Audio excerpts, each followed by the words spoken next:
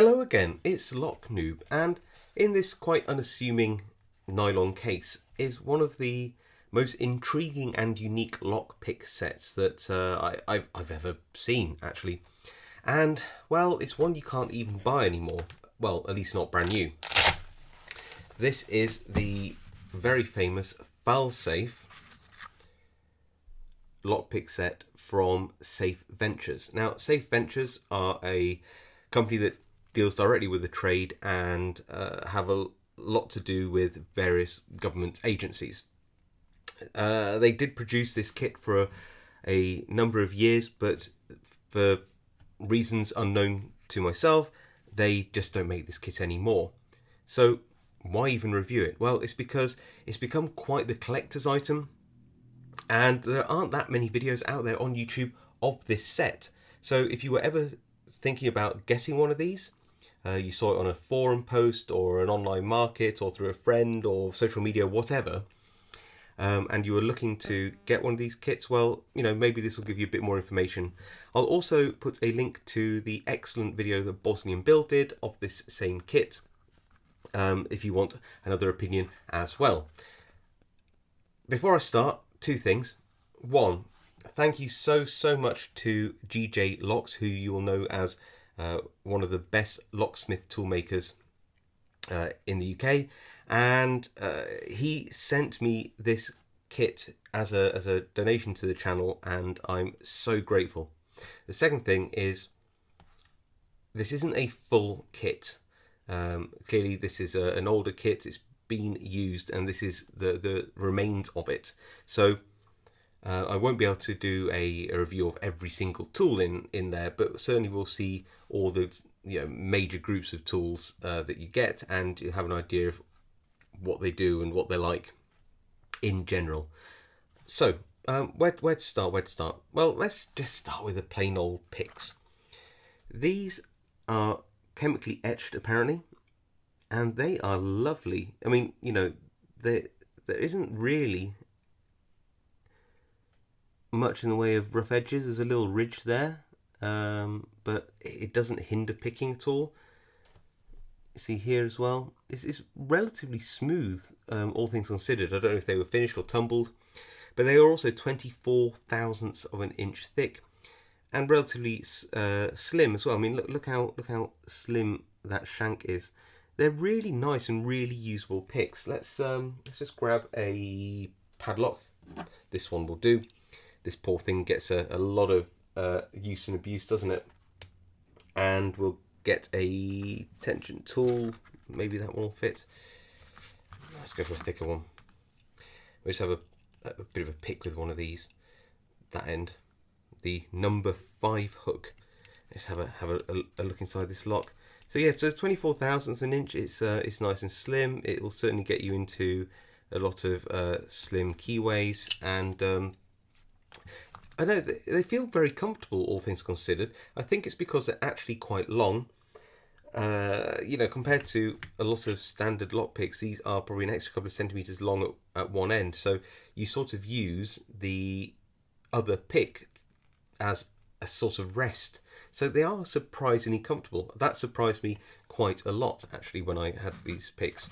Now, of course, I don't have the full set of hooks, but they are, just as I said, nice profiles. There's the other one. Some intriguing profiles in here are this one, which is really tiny, but actually quite useful in super small little padlocks. And then the other end of that one is actually a little, well, I guess a bypass knife, which is kind of cool. Certainly, I've never seen a double-ended pick quite like that before. So yeah, I'd say that the quality and finish of these are really nice, and they're certainly really usable. Very slim shanks, just really nice picks. Would it be nice if they were, a bit longer and had a bit of a thicker handle on? Yeah, probably, but they work, they're comfortable, they're finished nicely. You don't need to do too much more with them, and I quite like those. Next up, let's look at some of these deep curve reach picks, and the full set has a lot of these. The Falle-Safe set really likes this particular style of pick. And I've seen picks like this in the Mad Bob set. There's a couple of them in there. But I'll be perfectly honest with you, I've never ever reached for these.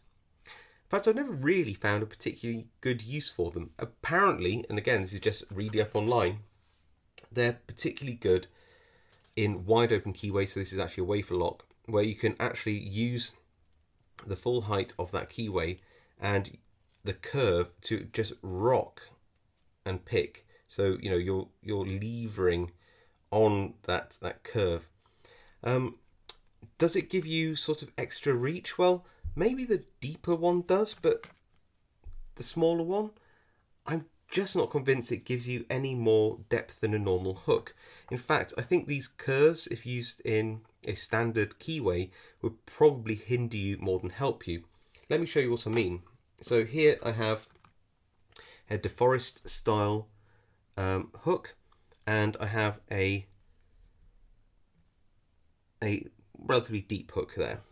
So if I get the deepest of the curves, just as an example, there we go, and line that up with a DeForest hook, you'll see that in terms of the angle, you get a similar up angle on the deepest curve as you would a DeForest hook, apart from the fact that in terms of the whole height from the top to the bottom is about half on a standard DeForest hook. So unless you had a very deep keyway, I'm not sure you're getting an advantage with the reach.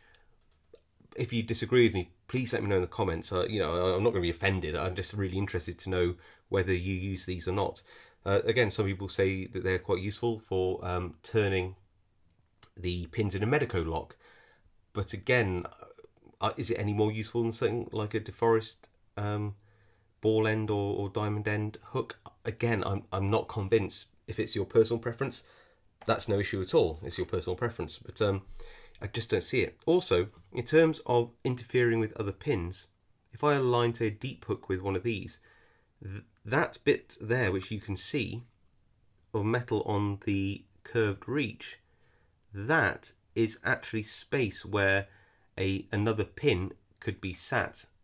And you imagine if you had a very low cut on the key, a very long key pin, followed by a high cut, a very short key pin, you might end up oversetting the pin in front of the high cut short key pin with the hook itself, just because it's not got a high angle. It's probably why these kind of hooks are, well, more common. You can even sort of come in and get up underneath a pin, so you don't bother the pins in front of it. So again, you know, I've picked an awful lot of locks in my time, and I have to say I've never really gone for these curved picks, but the Falle-Safe set is full of them, especially the full set. So maybe I'm missing something. Like I said, please let me know in the comments if I'm missing out on a treat here with these curved hooks. I'd be genuinely interested to know of any new techniques I don't know to make use of these.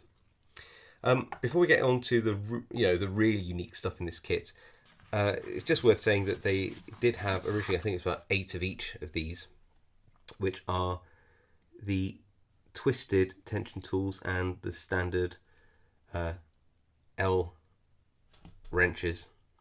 They're fine. They are what they are, aren't they? The only thing I would say is, considering how much this kit was originally, which is somewhere between 300 to 300, I think it's something like $350 to $400, or somewhere around 350 pounds, something like that. This was an expensive kit, and of course it had probably about twice as many tools, but even so, you'd expect them to have maybe just finished off the edges of these tension tools a little bit more. They're very sharp. It's just surprising, really. It's nice to have so many. I think, you know, about 16 tension tools in the full kit, but it is odd that they are a little bit sharp. Yeah, very strange. So 2 groups of tools which I know are missing in this kit are the rakes and some ultra slim picks. It's a shame I don't have those. I'd really like to have a play around with some at some point. But really, the big selling point of this kit, if you will, are these tensioners here, and they come in two different types: fixed and adjustable. So let me pull some of these out. There we go. And these are the things which I really wanted to have a go on. These were like I said, the unique selling point for this kit, and they're so cool. What are they? Well, you see from the range of tips which I'm going to show you, they are to tension both at the bottom and the top of the keyway. The differences being how thick the top tensioner and the bottom tensioner are. If you turn it upside down, then you get the other handedness. So it depends whether you're going to tension this way round or this way round. It depends on how you want to tension the lock or its position, but you have both sides of the pick, and they are so cool. So the idea is, of course, you take a lock, and then you'd put in your bottom tensioner at the bottom and the top tensioner at the bottom, and that would provide tension on the lock. As it happens, because I don't have the full set of these, I found that it's actually, trying to get this one right, yes, it's B1 on the adjustable tensioner that works really nicely in this lock in particular, and therefore most of these locks with a YE1 keyway. So that would tension this way. If you're going to tension it the alternate way, you might want to swap it over to the other side. It's really cool. And just before I demonstrate it in use, just have a look at how cool these are. These are actually quite whippy. This double thickness makes them quite sturdy and actually a bit nicer to pick with.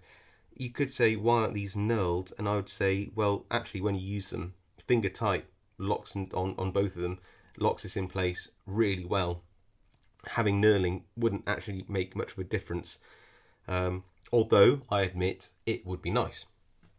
So let me just show you one of these adjustable tensioners in use on a lock like this. So this is the tension tool that I found to be the adjustable one, which I found to be the best in this particular lock. So you can just adjust it how you like, make it finger tight, and you're set to go. Now you imagine that these locks are usually flush to a door, so you can actually hold it quite nicely just with a pair of fingers there. Of course, I'm trying to do this around a camera, so I'm going to have my hand in a position which you wouldn't normally.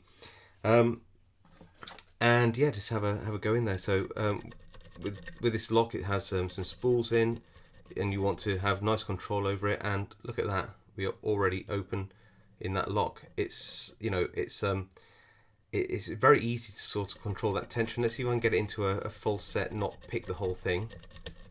There we go.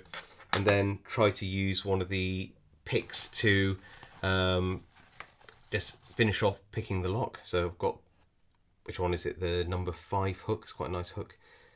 And have a feel around inside. Like a hybrid pick. And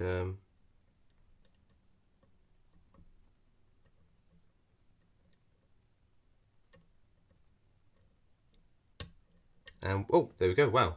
So we pretty much picked it all. And yeah, the combination is just really nice. You get nice feedback from the hook. Great. So the hooks. Great feedback from the tension tool. Yeah, just really nice.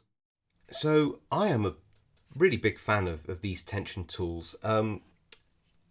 Anywhere where you got a relatively flat surface on a lock, you can use these. They do tend to, if you lever them out a little bit, they do tend to come out. So you've got to keep it very much flat. But they are really useful. Very nice addition.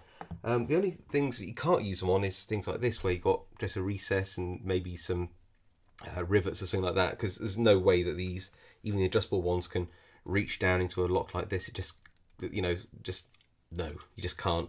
You've got to have a very flat surface. Clearly, these are designed to be used on locks on doors that sit flush to the door, or escutcheon, or whatever it is that they're within. They're not really necessarily designed for every single lock, but they are really cool.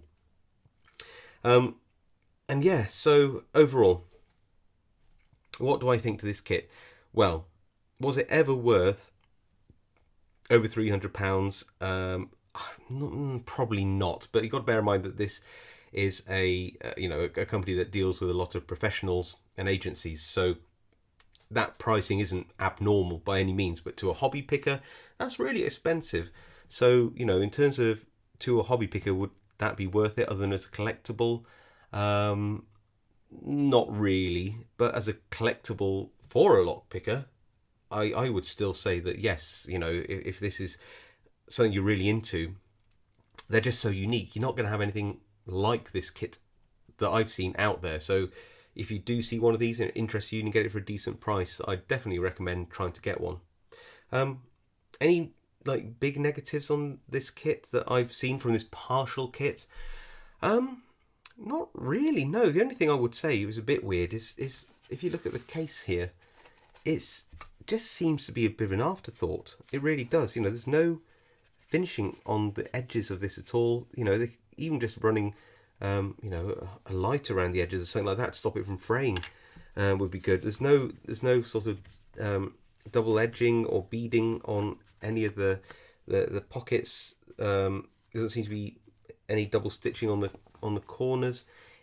The case really does seem to be a bit of an afterthought, and you'd think, wouldn't you, spending hundreds of pounds, hundreds of dollars on a kit like this, that the case would have been quite premium, wouldn't you? But there you go.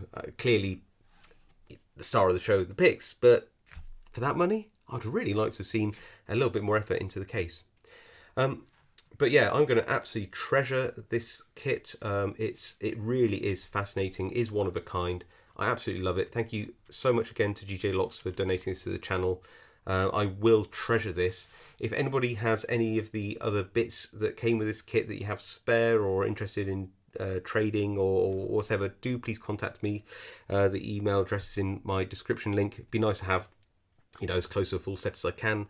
But yeah, I absolutely love this. I hope you enjoyed the video, and I'll see you all next time.